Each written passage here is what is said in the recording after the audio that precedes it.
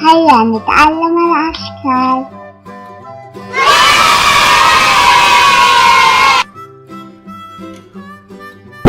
مربع، أنا المربع.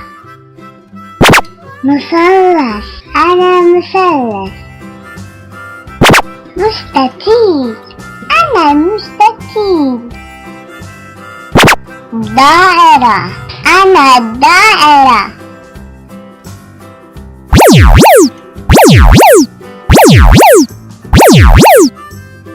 بيضاوي، أنا البيضاوي. معين، أنا المعين.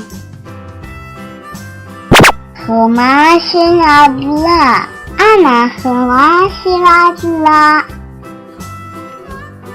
نجمة، أنا النجمة.